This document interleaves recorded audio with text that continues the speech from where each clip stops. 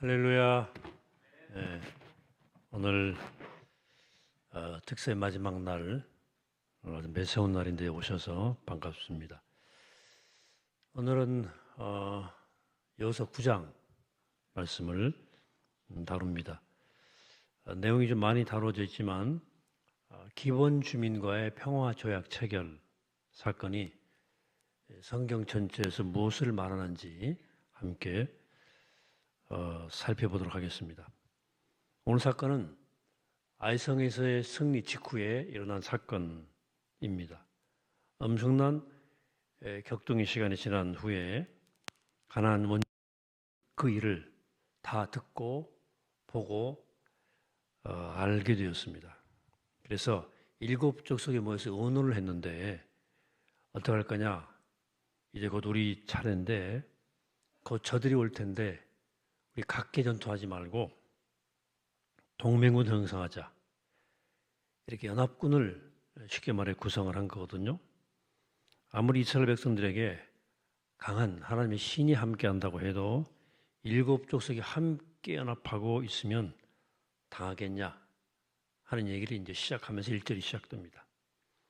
그 중에 기본 거민이 우리 못하겠다, 빠지겠다, 이탈합니다.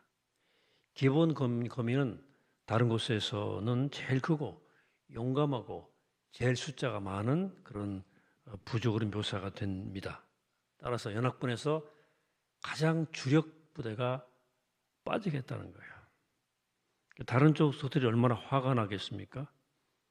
기본 사람들이 연합군에서 이탈한 다음에 무슨 일을 꾸밉니까? 허름한 옷을 입고 변장해서 다 떨어진 망태 하나 준비해서 그 안에 곰팡이 핀 떡을 준비를 했어요. 그리고 신발도 다 떨어진 신을 신고 이스라엘에게 투항합니다. 나는 그들과 싸울 의사가 없어. 그러니까 우리를 당신의 공동체의 일원으로 받아주시오. 이렇게 백기를 들고 투항합니다.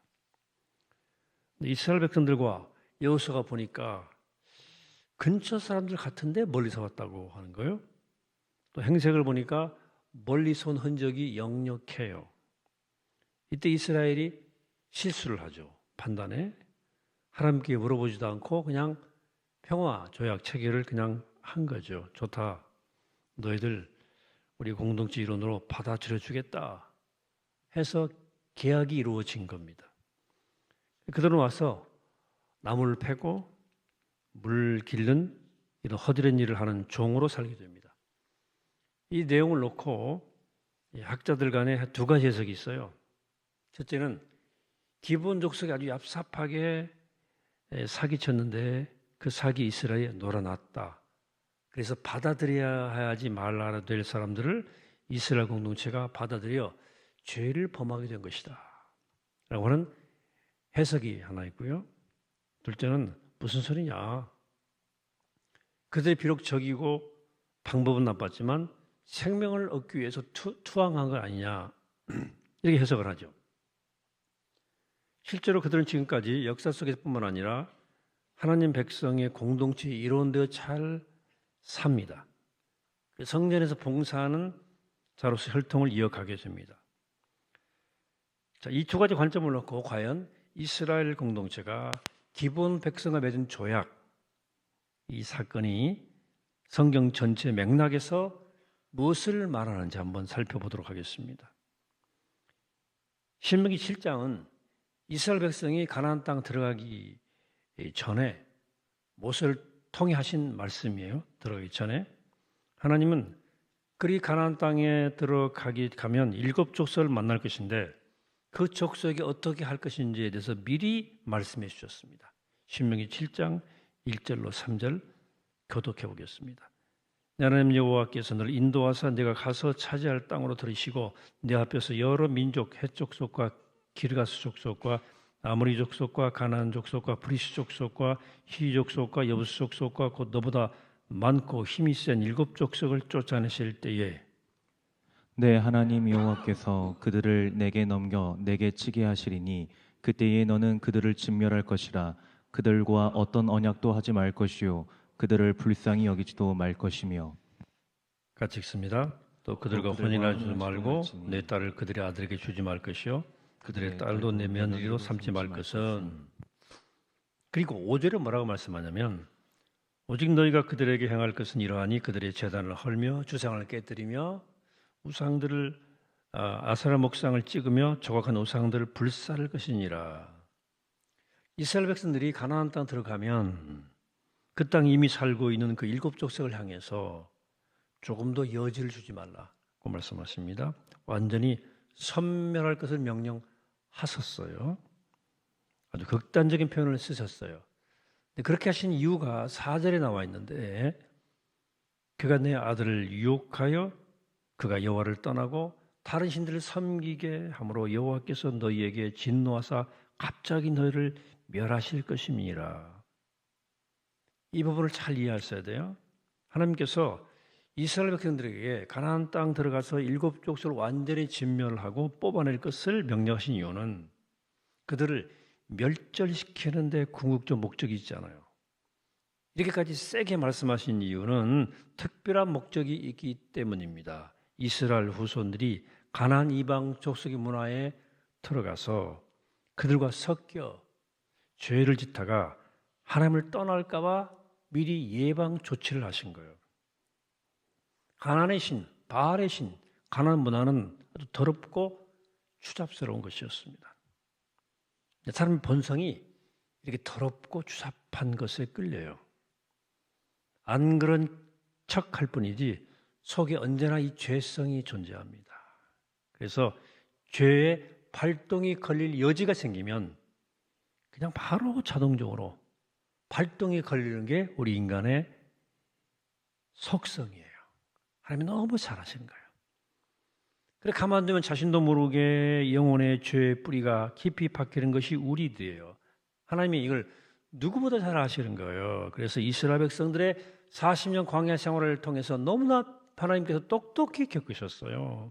얼마나 못되고 얼마나 한 말 안 듣고 얼마나 불순종하고 얼마나 죄 짓는 데 선수들인지 하나님께서 너무 잘 아시는 거예요. 근데 가나안 문화는 하나님 모시기에 우상을 섬기고 죄 짓는데 강력한 문화를 가지고 있어요. 그래서 하나님께서 여기 가면 일체 여지를 남겨두지 말고 멸절해라.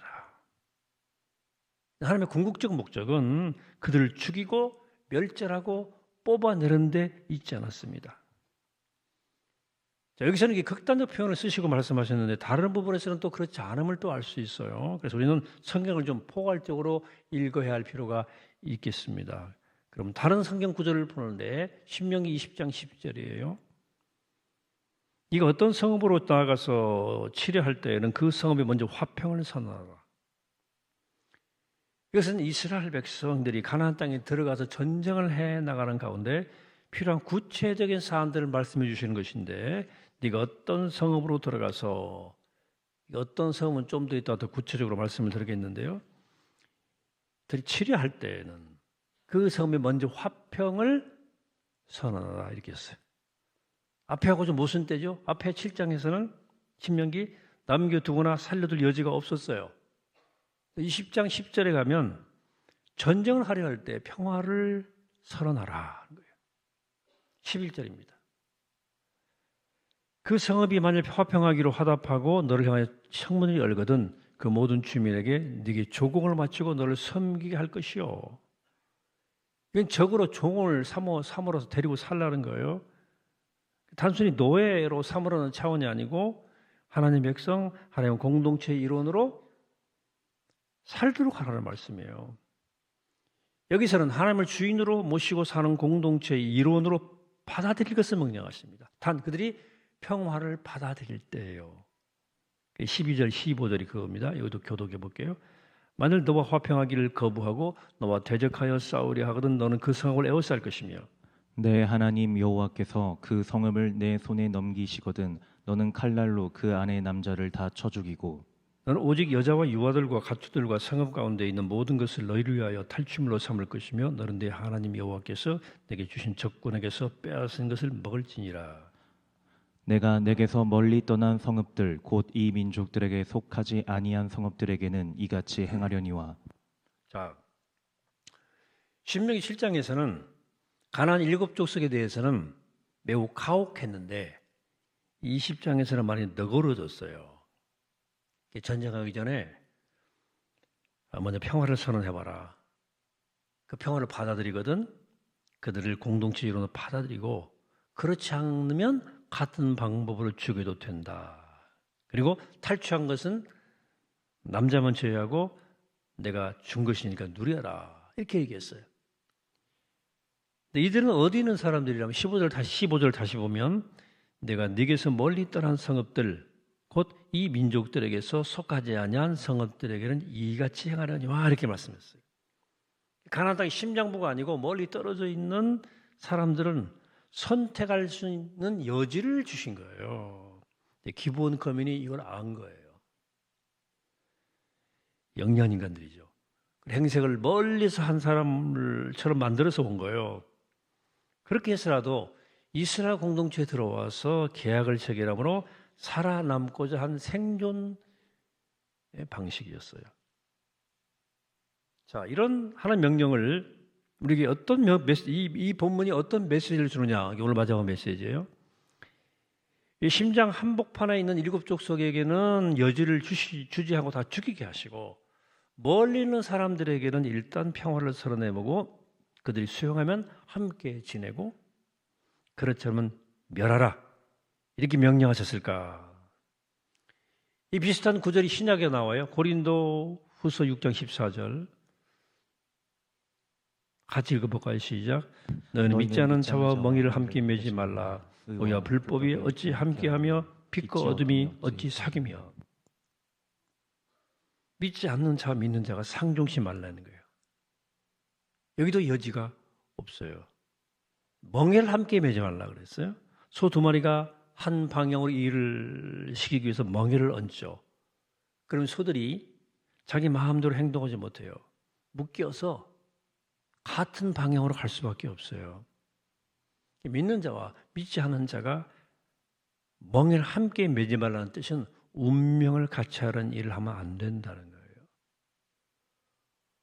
운명을 같이 한다는 걸 뭘 말하는 거예요? 시집 가기 전에, 장가 가기 전에 열심히 신앙생활을 하던 자매나 형제가 안 믿는 남편 결혼해서 시어머니 때문에 신앙생활을, 남편과 시어머니 등살에 신앙생활을 딱 중단하게 되는 것이에요. 운명을 같이 하는 거예요. 그들과 주의를 온전히 성수하고 믿음으로 살던 성도가 새로운 직장에 들어갔는데 직장 사장이 교회 다니는 걸 막 싫어해가지고 그때부터 사장 눈치 보느라고 한 주일, 2주일 빼먹고 사장 따라 낚시 다니다가 결국에는 신앙생활을 중단하게 되는 거예요. 운명을 같이 하는 거예요.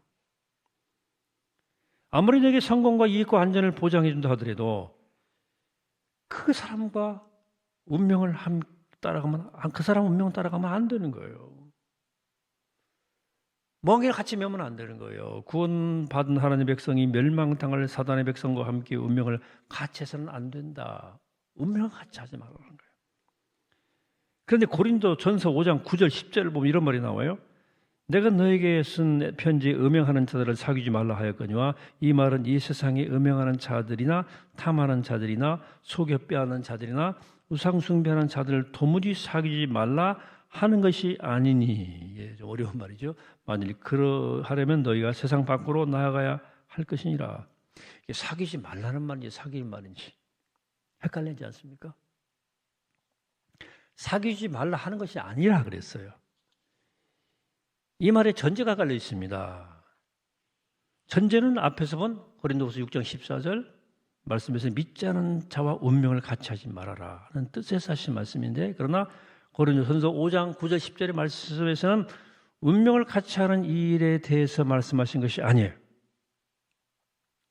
그리스도인들이 이 땅에 살아가면서 이 땅에 믿음의 결이 다른 사람, 믿지 않은 사람들과 같이 살아갈 때 그들과 운명을 같이 하는 멍에도 매어서는 안 되지만 그들과 관계를 끊어서는 안 된다는 거예요.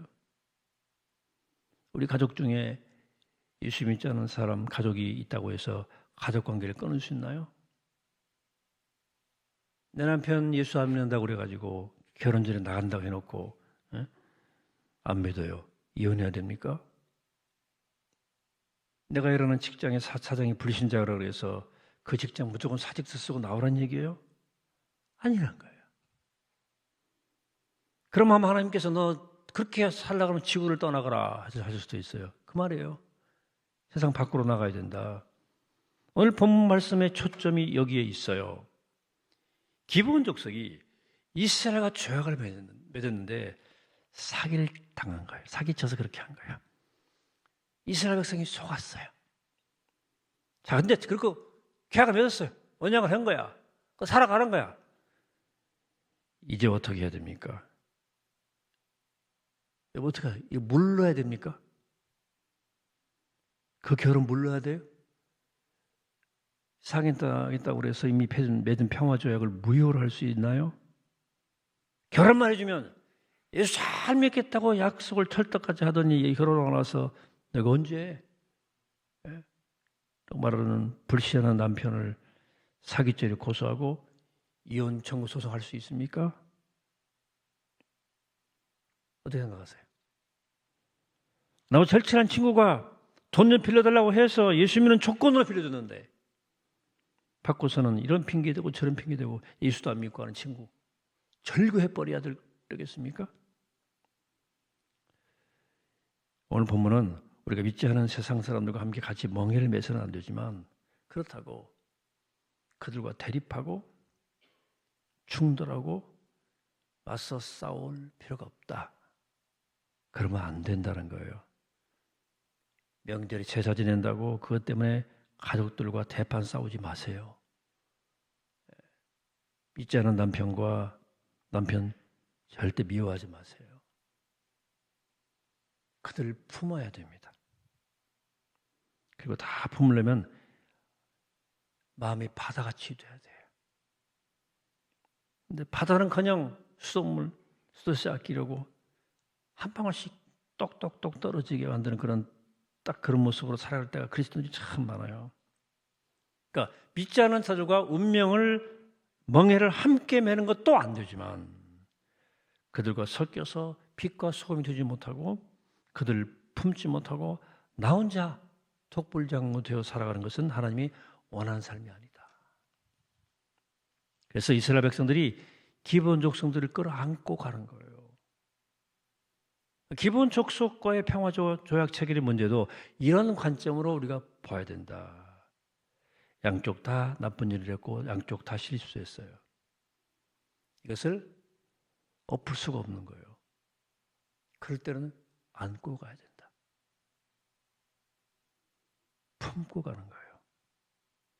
예수 믿지 않고 핍박하는 남편을 끝까지 그 영혼이, 그 자녀가 그분이 주님께로 돌아올 때까지 품고 가는 거예요. 예수 안 믿는 시댁,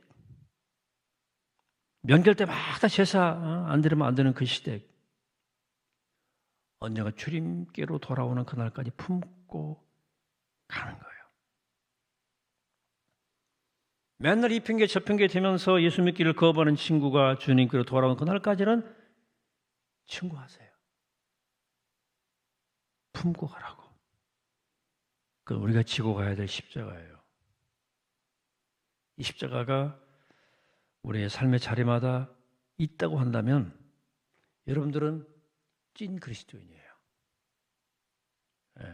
그게 그리스도인으로 사는 거예요. 그래 그 십자가가 무겁고 힘들다 그래가지고 가볍고 쉽게 살기 위해서 그들을 품지 못하고 그들과 대립하고 그들의 관계를 끊어버리고 나 우물한 게으르가 되어버린다면 그 십자가를 지는 삶이 아니에요. 주님을 따르는 삶이 아님을 기억하시기 바랍니다. 빛과 소금이 아님을 기억하시기 바랍니다. 이 기브온 사람들을 이스라엘 공동체가 잘 품었더니 어떤 일이 일어났습니까? 나중에 솔로몬 왕이 1,000번제를 하나님께 드렸는데 그 1,000번제를 드린 장소가 바로 기브온이었습니다. 멸망받을 영혼을 품으면 결국 구원받고 이게 축복받는 영혼이 될 줄로 믿으시기 바랍니다. 오늘 한국 교회가 갈수록 세상에서 고립되고 있습니다. 큰일 났어요. 우물안 개구리가 됐어요. 유독 더 그래요. 기독교가, 개신교가. 그중에 개신교. 남하고 조금 다르면 조금만 다르도 함께하지 못해요. 뭐 그럼 배교자래, 배교자. 배도 나도 그럼 저도 들어봤어요. 뭐 좀 다르면 뭐 배교자라고, 배도자라고 상종하려고 그래요. 나만 거룩하고 나만 오라. 나만 깨끗하고 생각하니까 교인들끼리도 그러니까 사람들이 진저리 치는 거예요. 내 눈에 들보는 보지 못하고 남의 티를 보고 헤이 더러워 더러워. 그러니까 누가 좋아합니까? 누가 좋아해? 크리스찬들을 별로 깨끗하지도 못하면서. 오늘 말씀에서 지혜를 얻게 되기를 축복합니다. 세상은 함께 더불어 살아가는 세상이에요. 대립하지 말고 삐짜른 자들과 단절되어 살아가지 말아라. 그들과 더불어 주님의 사랑으로 품고 끌어안아라. 우리의 품에서 사랑으로 녹여내야지. 그 사랑의 능력이 없으니까 자꾸 배척하는 거지. 끌어안고 품고 녹이면 되잖아요. 왜 이만큼 다르다고 자꾸 배척하고 뭐 같이 안 하고 자리도 같이 안 하고 자꾸 고립되고 우물안 개구리가 되냐고. 우리 성북교 교인들은 절대 그렇게 하지 않게 되기를 축복합니다. 그래서 바로 평화의 복음이에요. 복음은 기본적으로 평화의 복음이에요. 그러므로 올 한해 바로 그 평화의 복음을 깨닫고 그 평화의 복음을 전해가는 복된 우리 모두가 되기를 이 아침에 주의 이름으로 간절히 축원합니다. 기도하겠습니다. 걸어가신 아버지 하나님, 이제 새해를 살아갑니다. 우리가 교회 공동체 하늘을 살아가지만 또 세상을 살아가게 될 것입니다. 우리가 그들과 운명을 같이 해서는 안 되지만 함께 더불어 살아갈 이웃들 사랑의 큰 가슴으로 품고 영광도 같은 가슴으로 사랑으로 끌어안고 그들과 더불어 함께 살아가면서 세상을 끌어안고 주님 기뻐하시는 방향으로 함께 변화되어가는 놀라운 능력 있는 삶을 사는 평화의 복음을 증거하는 복된 자녀 될 수 있도록 축복하옵소서. 감사드리옵고 예수 그리스도 이름으로 기도합니다. 아멘.